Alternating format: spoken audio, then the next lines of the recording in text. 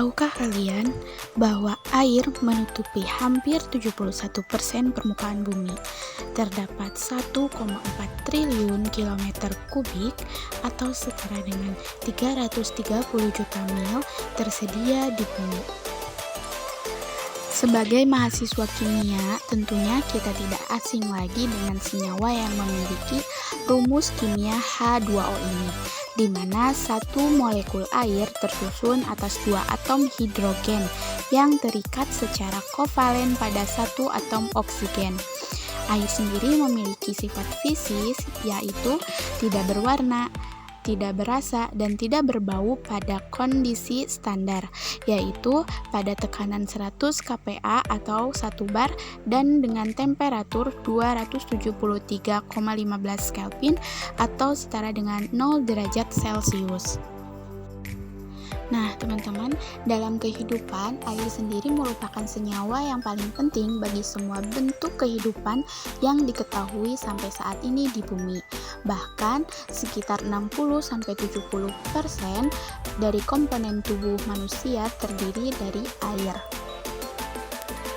Nah, teman-teman, di Indonesia sendiri banyak sekali sarana dan prasarana rekreasi yang berhubungan dengan air loh.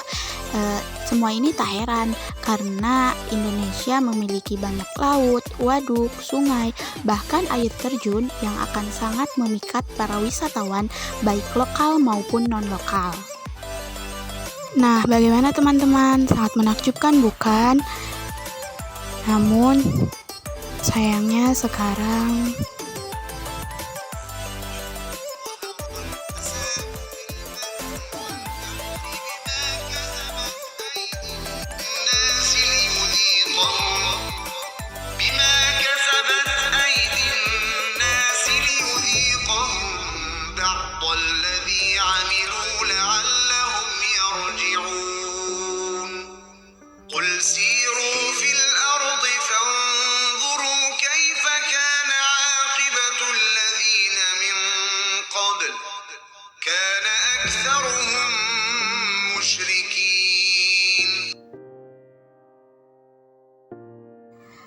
sungai tidak lagi bersih, warna air tidak lagi bening, melainkan berwarna hitam pekat, bau, dan sangat kotor.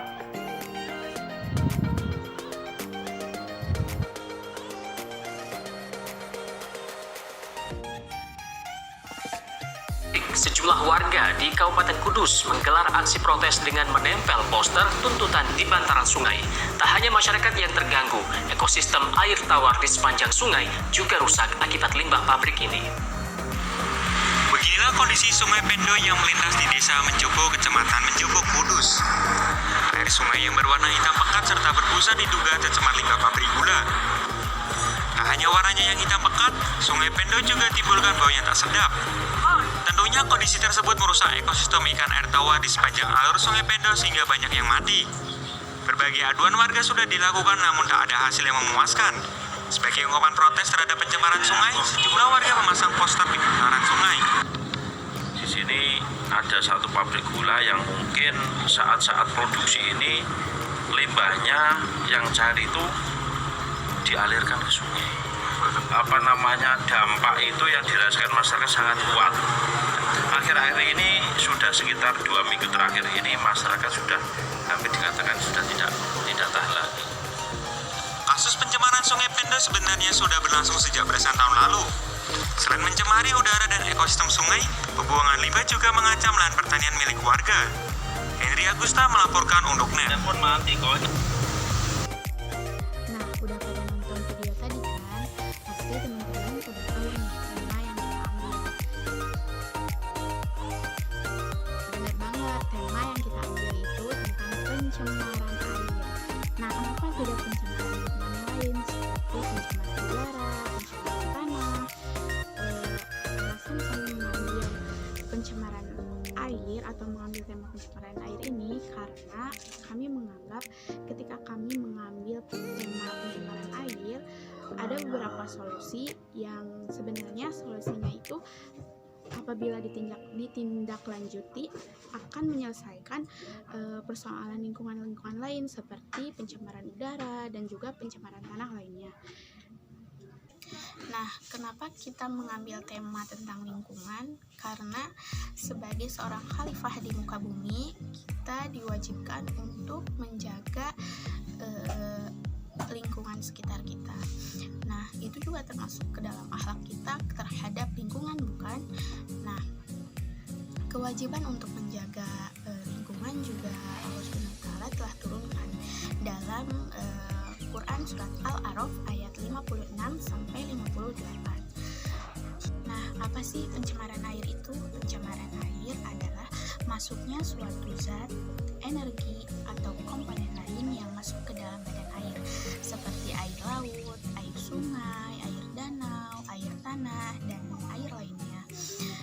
Masuknya zat lain ke dalam air mengakibatkan kualitas air turun dalam tingkat tertentu, yang mengakibatkan air tidak berfungsi sebagaimana peruntukannya. Nah, air yang tercemar memiliki beberapa ciri loh.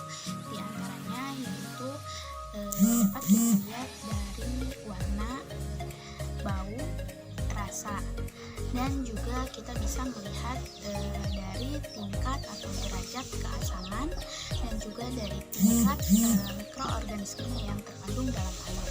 Namun diperlukan penelitian lebih lanjut untuk menentukan apakah suatu air itu tercemar atau tidak. Manfaat air. Air memiliki banyak sekali manfaat bagi kehidupan manusia.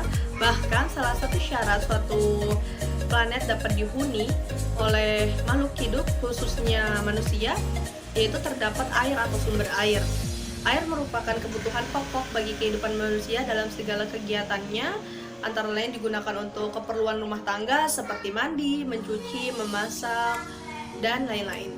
Keperluan umum misalnya untuk kebersihan jalan dan pasar, pengangkutan air limbah, hiasan kota, dan tempat rekreasi. Keperluan industri misalnya untuk pabrik dan bangunan pembangkit tenaga listrik. Keperluan perdagangan misalnya hotel, restoran. Keperluan pertanian dan peternakan dan lain sebagainya. Khususnya dalam situasi pandemi seperti sekarang ini, kita sangat membutuhkan air untuk selalu menjaga kebersihan dengan sering mencuci tangan. Keberadaan air ini tidak hanya berperan penting dalam kehidupan manusia, bahkan hewan dan tumbuhan. Manfaat air bagi hewan yaitu membantu proses pencernaan, mengangkut nutrisi, memproduksi susu, dan pertumbuhan fetus atau janin. Selain itu, manfaat air bagi tumbuhan yaitu untuk membantu proses fotosintesis, tempat proses reaksi biokimia dan reaksi metabolik tumbuhan, pendorong proses respirasi dan pergerakan tumbuhan, dan untuk pelarut zat hara. Oleh karena itu, air sangat berfungsi dan berperan penting dalam kehidupan makhluk hidup di bumi ini. Penting bagi kita selaku manusia untuk tetap selalu menjaga dan melestarikan air yang kita gunakan agar tetap terjaga kelestariannya dengan pengelolaan air yang baik. Saya Lina Fatima Amalia. Di sini saya akan menjelaskan tentang penyebab terjadinya pencemaran air. Tidak salah rasanya bila disebut bahwa air merupakan sumber kehidupan. Bagi manusia, air tidak hanya tentang memenuhi kebutuhan tubuh saja, namun berperan sangat signifikan dalam segala lini kehidupan dalam kegiatan sehari-hari. Ironisnya, penyebab pencemaran air terjadi karena berbagai kegiatan manusia tersebut. Walaupun semua orang tahu bahwa air merupakan kebutuhan yang paling penting dalam hidup, namun, masih banyak orang yang tidak peduli dengan lingkungan. Pencemaran air terjadi ketika zat berbahaya yang seringkali disebut bahan kimia atau mikroorganisme yang mencemari aliran, sungai, danau, lautan, atau badan air lainnya, sehingga menurunkan kualitas air dan menjadikannya beracun bagi manusia atau lingkungan. Air secara unik rentan terhadap polusi. Dikenal sebagai pelarut universal, air mampu melarutkan lebih banyak zat daripada cairan lain di bumi. Itulah alasan air sangat mudah tercemar. Zat beracun dari pertanian, kota, dan pabrik larut dan bercampur dengannya, menyebabkan polusi air. Penyebab pencemaran air yang pertama yaitu limbah industri. Jenis limbah yang berasal dari industri dapat berupa limbah organik yang bau seperti limbah pabrik tekstil atau limbah pabrik kertas. Selain itu, limbah anorganik berupa cairan panas, berbuih dan berwarna, serta mengandung asam belerang, berbau menyengat, seperti limbah pabrik baja, limbah pabrik emas, dan lain-lain. Jika limbah industri tersebut dibuang ke saluran air atau sungai, akan menimbulkan pencemaran air dan merusak atau memusnahkan organisme di dalam ekosistem tersebut. Limbah industri yang berupa logam berat sering dialirkan ke sungai, sehingga sungai menjadi tercemar. Jenis-jenis logam berat adalah raksa, timbal, dan kadmium, di mana ketiganya sangat berbahaya bagi manusia apabila mengkonsumsinya. Yang kedua ada limbah rumah tangga. Limbah rumah tangga merupakan limbah yang berasal dari hasil samping kegiatan perumahan seperti limbah rumah tangga, pasar, perkantoran, hotel, rumah makan, dan puing-puing bahan bangunan, serta besi tua bekas mesin atau kendaraan. Limbah rumah tangga dapat berasal dari bahan organik, anorganik, maupun bahan berbahaya dan beracun. Limbah organik adalah limbah seperti kulit buah, sayuran, sisa makanan, kertas, kayu, daun, dan berbagai bahan yang dapat diuraikan oleh mikroorganisme.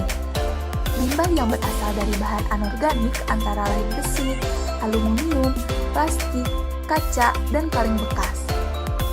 Di perairan, sampah mengalami proses penguraian oleh mikroorganisme. Akibat penguraian tersebut, kandungan oksigen dalam perairan juga menurun. Menurunnya kandungan oksigen dalam perairan akan merugikan kehidupan biota di dalamnya.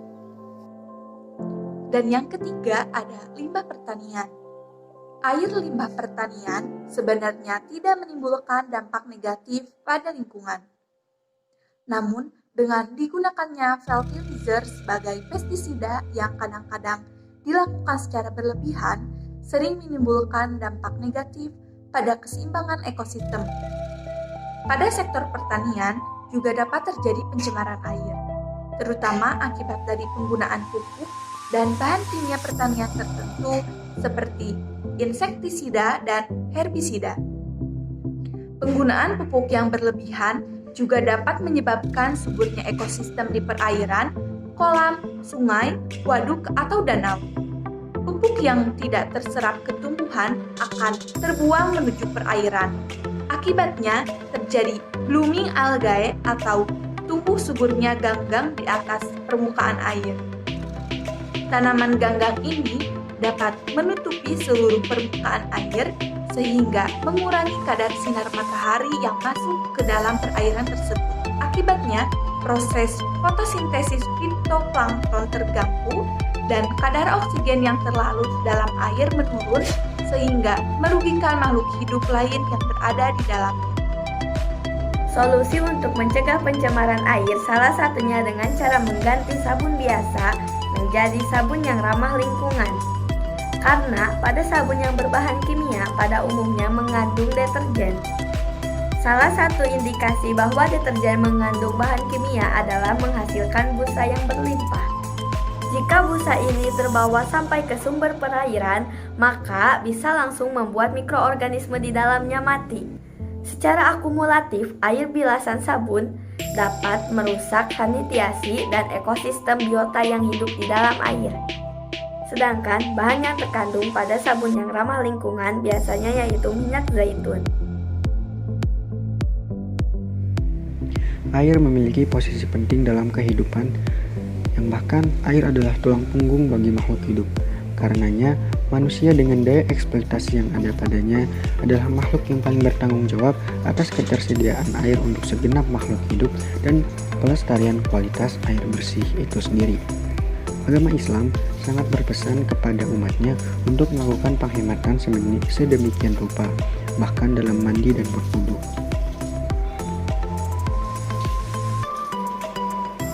Para ulama menyimpulkan bahwa agama melarang keras penggunaan air secara berlebihan termasuk dalam wudhu.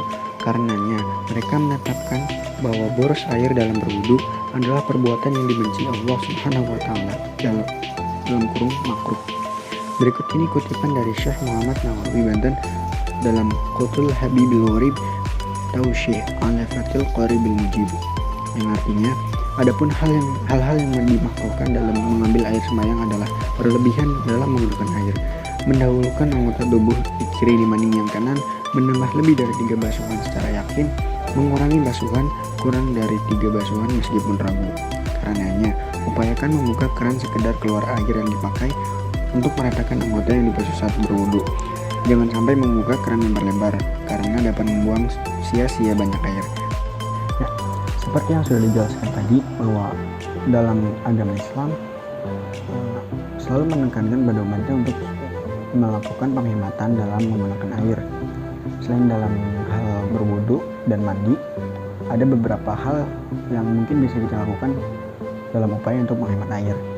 Beberapa hal diantaranya yaitu yang pertama, ketika bermandi lebih baik kita menggunakan shower daripada menggunakan gayung, karena menurut penelitian menggunakan gayung lebih banyak menghabiskan air daripada menggunakan shower. Yang kedua adalah ketika kita mencuci tangan atau sedang menggosok gigi atau mencuci muka, lebih baik kita menutup keran terlebih dahulu ketika kita sedang mencuci muka atau melakukan hal lain. Hal ini juga bisa membuat kita menghemat air yang kita gunakan. Jadi, pastikanlah meninggalkan keran dalam keadaan tertutup. Kalau keran rusak, segera diganti demi mensyukuri keberadaan nikmat air. Kita berdoa semoga Allah Subhanahu wa taala melindungi kita dari pekerjaan setan yang terkutuk. Salah satunya boros memakai air. Kita meminta agar Allah menyelamatkan kita dari tindakan yang dibencinya. Salah satu usaha kita sebagai manusia untuk menjaga kelestarian lingkungan dan mencegah pencemaran air diantaranya bisa dilakukan dengan cara menanam pohon di pinggir sungai. Cara mengatasi pencemaran air sekaligus mencegahnya adalah dengan berhenti melakukan eksploitasi di sungai, seperti membuang sampah, mencuci, maupun sebagai tempat mandi dan buang air. Kita perlu memulai melakukan pemeliharaan seperti menanam pohon di pinggiran sungai, sebab pohon adalah pembersih sungai alami karena akarnya menyimpan air di dalam tanah. Nah, teman-teman, tadi udah lihat kan beberapa cara yang dapat kita lakukan di rumah aja untuk mencegah pencemaran air. Tetapi di setiap cara pasti ada kekurangannya. Salah satunya adalah penggunaan produk sabun yang ramah lingkungan yang biasanya harganya itu terlampau mahal daripada sabun-sabun kimia yang kita gunakan saat ini. Namun, jika kita melakukannya dengan niat baik untuk mencegah lingkungan dari pencemaran air, insya Allah semuanya tidak akan terasa berat. Karena untuk kebaikan diri kita dan untuk kebaikan lingkungan kita. Seperti menghemat air, bukan hanya untuk mencegah pencemaran air, tetapi juga mengajarkan kita bahwa kita jangan bersifat konsumtif. Juga pada saat penanaman pohon nih, kawan-kawan, mengajarkan kita bahwa segala sesuatu yang kita lakukan sekecil apapun akan berdampak untuk sekitar kita. Nah, jadi ayo teman-teman kita cegah lingkungan kita dari pencemaran apapun, karena mencegah pencemaran merupakan aktualisasi dari kebersihan diri yang menurut hadis atau huru satrul iman, yang artinya kebersihan sebagian dari iman.